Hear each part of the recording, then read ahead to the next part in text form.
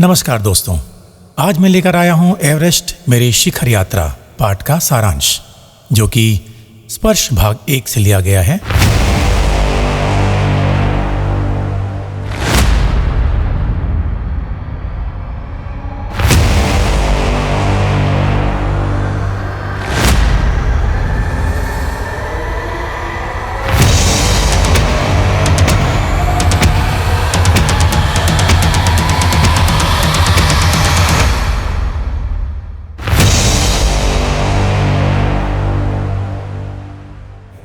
प्रस्तुत पाठ एवरेस्ट मेरी शिखर यात्रा लेखिका बचेंद्री पाल जी के द्वारा लिखित है।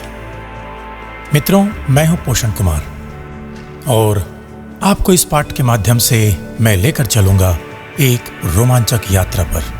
जी हां, एवरेस्ट की रोमांचक यात्रा पर। लेखिका बचेंद्री पाल ने एवरेस्ट विजय की अपनी रोमांचक पर्वतारोहण यात्रा का संपूर्ण विवरण स्वयं ही कलमबद्ध किया है।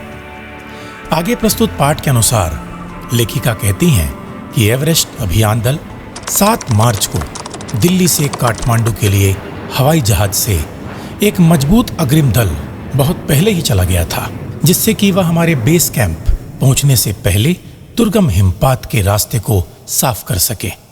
नमचे बाजार, जो कि शेरपा लैंड का एक सर्वाधिक महत्वपूर्ण नगरीय क्षेत्र है, से लेखिका ने एवरेस्ट को जब निहारा तो उसने एवरेस्ट पर एक बड़ा भारी बर्फ का फूल देखा। मित्रों, यह बर्फ का फूल तेज हवा के कारण बनता है। पाठ के अनुसार जब अभियान दल 26 मार्च को पेरिस पहुंचा तो पता चला कि खुम्बू हिमपात पर जाने वाले शेरपा कुलियों में से बर्फ खिसकने के कारण एक कुली की मृत्यु हो गई और 4 लोग घायल हो गए। इस समाचार के कारण अभियान दल के सदस्यों के चेहरों पर छाए अवसाद को देखकर उनके नेता कर्नल खुल्लर ने स्पष्ट किया कि एवरेस्ट जैसे महान अभियान में खतरों को और कभी-कभी मृत्यु भी आदमी को सहज भाव से स्वीकार करनी चाहिए। बेस कैंप पहुंचकर मालूम पड़ा कि प्रतिकूल जलवायु के कारण एक रसोई सहायक की मृत्यु हो गई है। अभियान दल 29 अप्रैल को 7,900 मीटर ऊंचाई पर स्थित बेस कैंप पहुंचे, जहां तेंजिंग ने लेखिका का हौसला बढ़ाते हुए कहा, तुम एक पक्की पर्वतीय लड़की हो, तुम्हें तो शिखर पर पहले ही प्रयास में पहुंच जाना चाहिए। मित्रों, 15-16 मई 1984 को अचानक रात 12:30 बजे कैंप पर ग्लेशियर टूट पड़ा, जिससे कैंप तहस नहस हो गया। सभी चोटिल हो गए। लेखिका बर्फ में दब गई थी। उनको बर्फ से बाहर निकाला गया। तत्पश्चात साउथ कोल कैंप पहुंची। वहां उसने पीछे आने वाली साथियों की सहायता करके सबको खुश कर दिया। अगले दिन वह प्रातः ही अंगदोर जी के साथ शिखर यात्रा पर निकली। अथक परिश्रम के बाद वे शिखर कैंप पहुंचे। लेखिका के एक और साथी लाहटू के आ जाने से ऑक्सीजन आपूर्ति बढ़ गई, जिस वजह से चढ़ाई और भी आसान हो गई।